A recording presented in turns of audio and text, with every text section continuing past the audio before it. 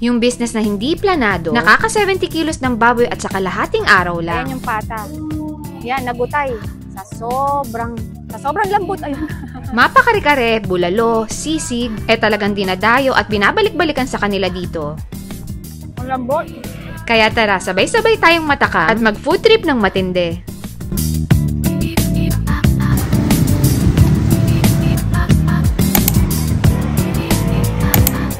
Wow, ang dami. Ilang barbecue po yung nire-ready nyo sa isang araw? Ano po, ang pinakamababa po namin barbecue sa araw-araw, 300 pieces. Okay. Nauubos nyo po yun? Yes po, araw-araw po. Sa bulalong pata namin, nag-start lang kami, 5 kilos lang. Okay. Nasa 50 to 70 kilos na po. Wow, galing. Opo.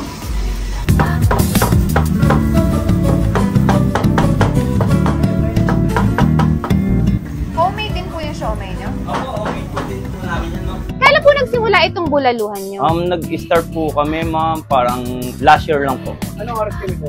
Nag-open po kami, 4 p.m. to 11 p.m. lang po kami. Araw-araw po kaming bukas.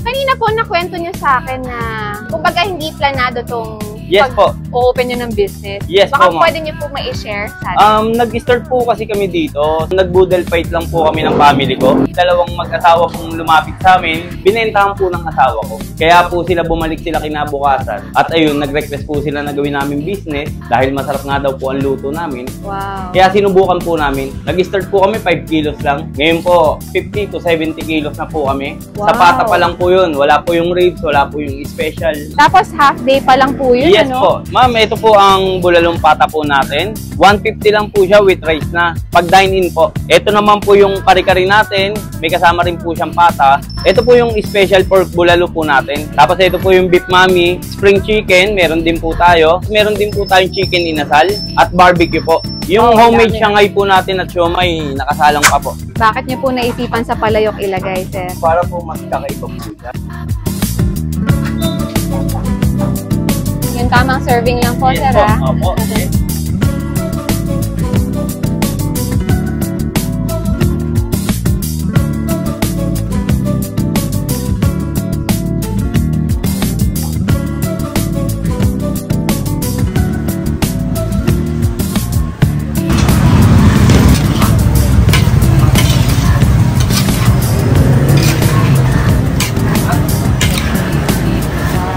Anong sisig po itong luto? Ang sisig po namin dito is traditional sisig, ma'am.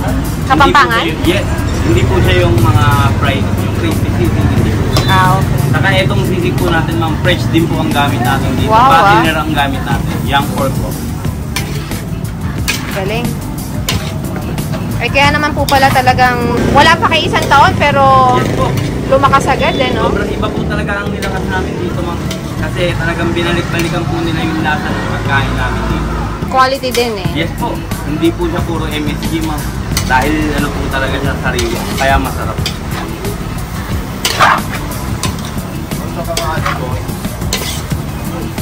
Nagsisimula na po kayong maging busy. Opo, mga ganitong oras po, dating na po ng customer namin yan. Minsan po, gumagawa pa lang po kami sa loob, nag-aasikaso pa lang kami. Minsan po nakapila na sila.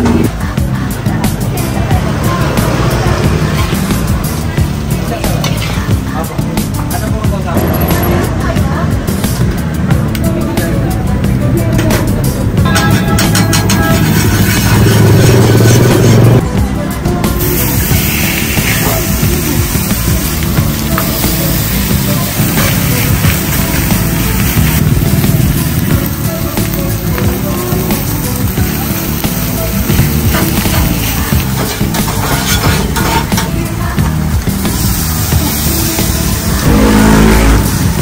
Magkano po yung isang order ng ganyan? Sa sisig po natin, ma'am, 250 po. Good for sharing na rin po siya. 2 to 3 pesos na po siya. Ilan po nilalagay niyo sa isang order? Minsan po, ma'am, dalawang pagka... Depende sa laki. Opo. Kung ano lang po yung tamang sinaserve niyo, sir, ha? Magkano yung ganyan ulit, kuya? Pero wala pang rice yan. Opo, wala po. Garlic? Garlic po, tsaka spring onion.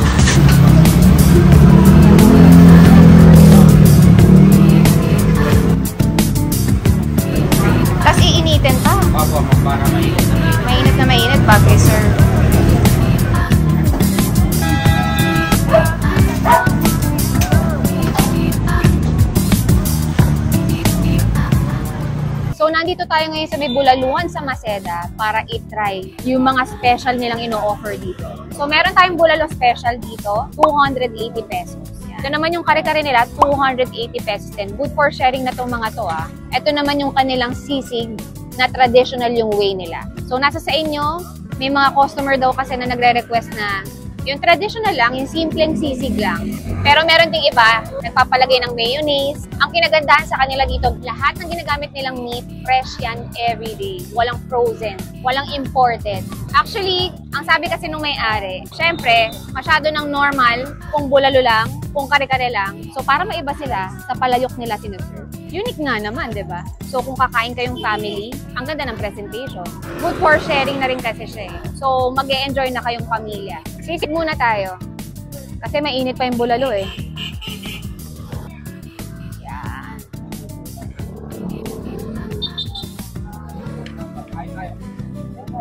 Ito yung masarap eh, yung nasa ilalim, yung medyo tostado. Yan. Traditional way. Authentic. O, tikman na natin.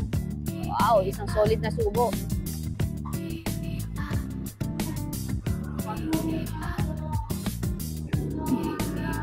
Init. Tsaka ito, yung mga toasted, oh. Yan, yung mga tostado. Tsaka, pwede rin kayo mag-request sa kanila kung gusto nyo ng hindi maanghang. Para hindi nila sasamahan ng sili.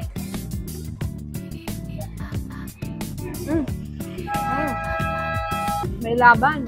Special bulalo naman i-try natin. Tanggalin na muna natin to. Ang laki. Wow. Ayan, oh. Wow. Ooh.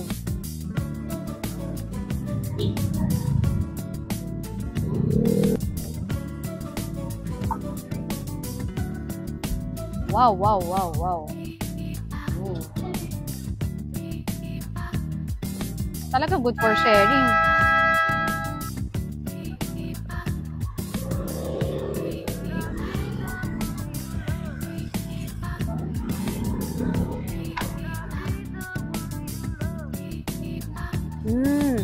Ang linis ng lasa. Ang linis in a way na lasa mo lang yung karne, lasa mo lang yung gulay, hindi maalat. Kainin na natin to. Woo! Try na natin. Woo! Ang lambot. Bukod sa malambot, ang init din. Ito, tignan mo yung lambot niya. Tagal pinakuluan, ganyan kalambot. O, naghihiwalay agad.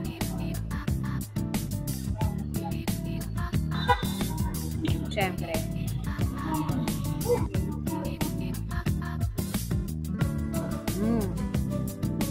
Kung kanina, malupit na siya. Siyempre, napalevel up pa natin kung may toyo at kalamansi. Sarap ng sabaw nila. Ang linis ng lasa.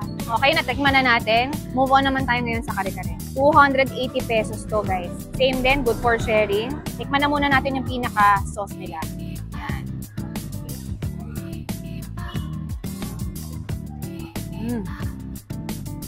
Actually, meron sila dito. Yan, tuwalya. Ay, ito yung pata, lambot. Ayan yung pata. Yan, nagutay. Sa sobrang lambot, ayun. Ang lambot, guys. Yan, no? Oh. Hindi na tayo pinahirapan. Diretso na natin. Chase na lang natin sa bagoong. Let's go. Try na natin.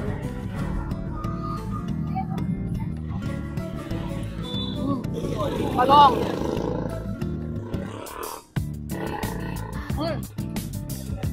Yung bagoong nila, nasa sweet side. Bagay naman siya sa kare-kare. Kung ako lang papipilian, mas gusto ko yung bagoong na mas maalat. Pero, bagay pa rin siya sa kare-kare. Ayan, okay, kanya yung mga taba, oh. Lagay natin sa kanin, ha. Wow. Kanya-kanyang preference yan kung anong gusto nyong bagoong. Matamis o maalat, bagay sa kare-kare yan. Nasa sa inyo na lang kung ano yung mas gusto nyo.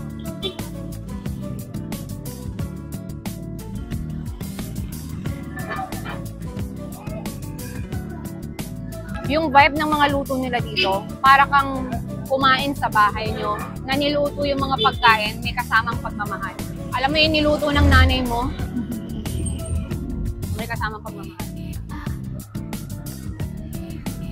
Yan, bone marrow naman. Oh, yan lalim. Oh, yan lalim. Yan.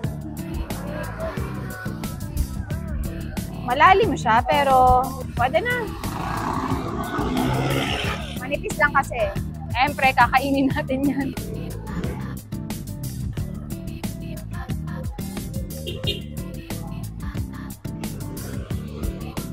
Pinaka-the best na nakain natin ngayon. Yun yung pinaka-the best na nasubo natin tonight. Solid. Lahat na na-try natin, pasok sa panlasa natin.